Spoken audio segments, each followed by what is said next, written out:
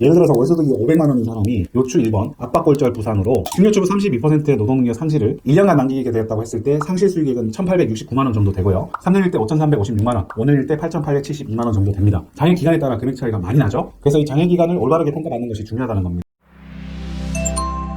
안녕하세요. 사건사고TV 김준우입니다. 지난 영상에서 척추압박골절 교통사고 합의금 5가지 항목에 대해 알아보았는데요. 이번 영상은 중요하다고 강조드렸던 6번째 상실 수익액 항목에 대해 설명드릴 겁니다. 사실 앞에 설명드린 5가지 항목들은 잘 모르셔도 큰 문제가 되진 않는데요. 위자료 휴업손해 간병비 이런 항목들은 입원기간 며칠, 통원기간 며칠, 상위급수 몇 급 이런 것들이 정해져 있기 때문에 보험회사와 다툴 일이 크게 없습니다. 달라질 게 없으니까요. 하지만 이 상실 수익액 항목은 다릅니다. 무조건 제대로 알고 가셔야 합니다. 합의금에서 제일 중요한 부분이기 때문인데요. 그 이유는 이 상실 수익액이 척추골절 교통사고 합의금에서 가장 큰 금액을 차지하기 때문입니다. 노동능력 상실률이 몇 %냐, 장애기간은 몇 년이냐 될 것이냐에 따라 수백 수천만 원이 왔다 갔다 합니다. 이 부분을 대부분의 피해자분들께서 잘 모르시다 보니 보험회사 측의 의견에 휘둘릴 수 있다는 겁니다. 보험회사가 알아서 피해자 입장에 서서 많이 산정해 주겠습니까? 당연히 아니겠죠. 그렇다면 보험회사는 보험금을 적게 지급하기 위해 어떻게 할까요? 바로 이 상실 수익액 항목을 적게 인정하려고 한다는 겁니다. 어떻게? 장애를 아예 인정하지 않는다던가 인정해도 조금만 인정하려고 한다는 거죠.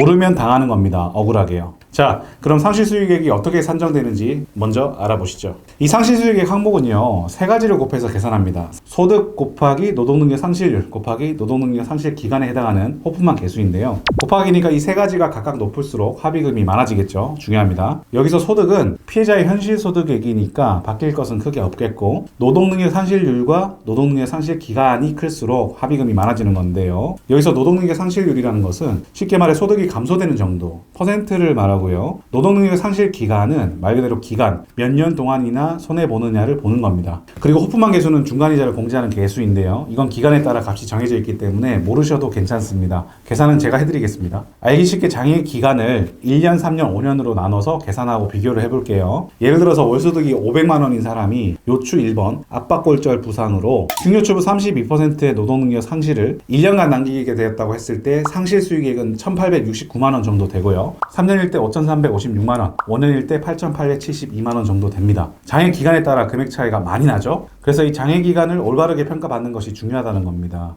이렇게 금액 차이가 많이 나기 때문에 보험회사와 가장 분쟁이 많은 부분이 이 상실 수익액 항목이라고 보시면 되는데요. 보험회사에서는 골다공증이 있네요, 수술은 안 받으셨네요, 이런저런 내용들을 주장하며 적게 인정하려고 할 겁니다. 이러한 보험회사 의견을 반박하기 위해서는 피해자 본인께서 내 부상 정도와 현재 몸 상태에 대해서 올바르게 평가를 받아서 전문적으로 대응을 하셔야 하는데, 대부분 일반인 분들께서는 보험회사와는 달리 사건을 처리한 경험과 의학적 지식이 부족할 수밖에 없기 때문에 혼자서 대응하신다면 보험회사를 상대로 이기기가 쉽지 않습니다. 제대로 된 합의금을 받기 어렵다는 얘기죠. 그러면 어떻게 하면 좋을까요? 내 편에서 보험사와 다투어줄 전문가의 도움을 받으시면 되겠습니다. 전문가 상담이 필요하시다면 연락주세요. 전문 손해사정사가 직접 검토해드리겠습니다. 위 전화번호나 카카오톡, 폰메일로 연락주세요. 아래 영상 설명란이나 고정 댓글 보시면 링크가 있어요. 그 링크를 누르시기만 하면 연결이 되겠습니다. 그리고 카카오톡이나 네이버에서 사건사고.com 검색하셔도 나오니까요. 편하신 방법으로 문의 주세요. 다음 영상에서는 실제 사례를 통해 합의금이 어떻게 산정되는지 계산을 해보겠습니다. 영상 시청해 주셔서 감사합니다.